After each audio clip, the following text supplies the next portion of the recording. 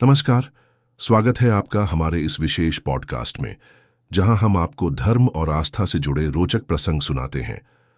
आज हम एक ऐसे वीर की कथा सुनाने जा रहे हैं जिनकी भक्ति और बलिदान की गाथा युगों युगों तक गूंजती रहेगी।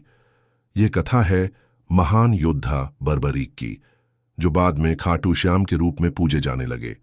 ये कहानी सिर्फ एक वीर की नहीं, बल्कि उसके महान बलिदान, भगवान श्री कृष्ण के आशीर्वाद और भक्ति की पराकाष्ठा की भी है। हम सभी जानते हैं कि महाभारत का युद्ध केवल पांडवों और कौरवों के बीच हुआ एक साधारण युद्ध नहीं था। यह धर्म और अधर्म की लड़ाई थी, जहां केवल बल ही नहीं, बल्कि भक्ति, समर्पण और बलिदान की भी परीक्षा हुई। इस युद्ध में कई महान योद्धाओं ने हिस्सा लिया, लेकिन एक योद्धा ऐसा भी था जो स्वयं तो युद्ध में नहीं लड़ा, परंतु उसकी भूमिका इतनी महत्वपूर्ण थी कि स्वयं श्री कृष्ण को उसके आगे झुकना पड़ा। वह वीर थे बर्बरीक। बर्बरीक महाबली भीमसेन के पौत्र और घटोत्कच के पुत्र थे। उन्हीं घटोत्कच के जिन्होंने महाभारत में अपनी बलि देकर अर्जुन की रक्षा की थी। बर्बरीक को अपनी माता मोरवी से ही वीरता, शौर्य और धर्म के प्रति समर्पण की शिक्षा मिली थी। वे बाल्यकाल से ही असीम शक्ति के स्वामी थे। उन्होंने तपस्या करके भगवान शिव से 3 अमोघ बाण प्राप्त किए थे, जिन्हें 3 बाण धनुष कहा जाता था। इन 3 बाणों की विशेषता यह थी कि यदि बर्बरीक इनका प्रयोग करते तो मात्र 3 बाणों से पूरी सेना को समाप्त कर सकते थे। उनके पहले बाण से वे अपने शत्रु को चिह्नित करते, दूसरे से शत्रुओं को बांधते और तीसरे से सभी शत्रुओं का विनाश कर सकते थे।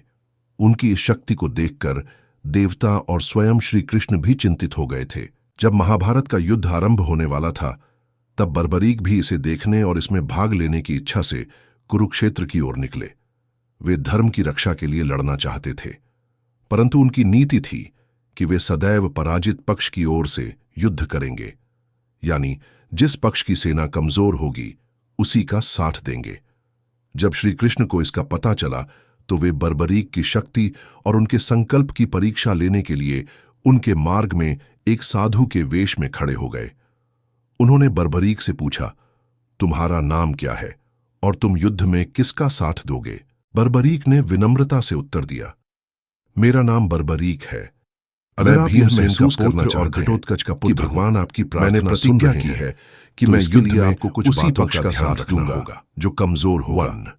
प्रार्थना केवल मांगने के लिए न हो। यदि तुम ऐसा करोगे अक्सर तो युद्ध भगवान से केवल तब प्रार्थना करते हैं, क्योंकि जैसे ही तुम किसी एक पक्ष को जीत दिलाओगे, लेकिन हमें यह समझना हो जाएगा कि प्रार्थना केवल मांगने का साथ देना पड़ेगा, बल्कि यह एक आत्मिक कभी भी समाप्त नहीं होगा। हमें भगवान का आभार प्रकट करना चाहिए। बर्बरीक उनके द्वारा समझ में आई हर चीज के वे अपने प्राण से बंचे थे।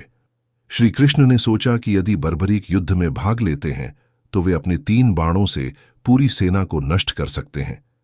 इस स्थिति में युद्ध का परिणाम तय करने के लिए केवल उनका बलिदान ही एकमात्र उपाय था। श्री कृष्ण ने तब उनसे कहा, हे बर्बरीक, एक महान योद्धा के लिए सबसे बड़ा धर्म है अपने प्राणों का बलिदान देना, जिससे धर्म की रक्षा हो सके। क्या तुम इसके लिए तैयार हो? बर्बरीक ने उत्तर दिया, हे प्रभु, यदि मेरे बलिदान से धर्म की विजय हो सकती है तो मैं सहर्ष अपना सिर समर्पित करता हूं। आप आदेश दें। तब श्री कृष्ण ने उनसे उनका शीश सिर दान मांगा। बर्बरीक ने बिना किसी संकोच के अपना शीश दान करने की सहमति दे दी। उन्होंने कहा, हे प्रभु, मैं अपना शीश तो दे दूंगा, लेकिन मेरी एक प्रार्थना है। मैं इस महान युद्ध को देखना चाहता हूं। कृपया मेरी यह इच्छा पूर्ण करे। श्री कृष्ण उनकी भक्ति से अत्यंत प्रसन्न हुए और उन्हें वरदान दिया कि उनका शीश अमर रहेगा और वह पूरे महाभारत के युद्ध को देख सकेगा। बर्बरीक ने खुशी खुशी अपना शीश श्री कृष्ण को अर्पित कर दिया।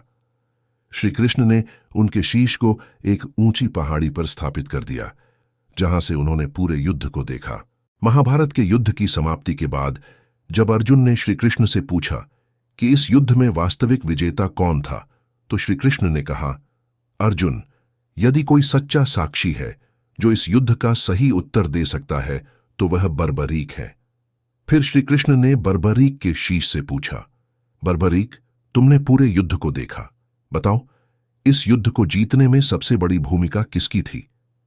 बर्बरीक ने उत्तर दिया, हे प्रभु, मैंने पूरे युद्ध में केवल एक ही शक्ति को युद्ध भूमि में विचरण करते देखा, और वह थे आप।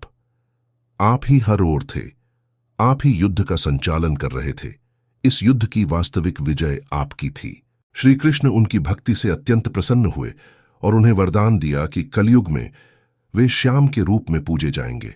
उन्होंने कहा, हे बर्बरीक, तुम्हारी भक्ति, तुम्हारा बलिदान और तुम्हारी वीरता अनंत काल तक पूजी जाएगी। कलयुग में लोग तुम्हें श्याम के नाम से जानेंगे और तुम्हारी पूजा करेंगे।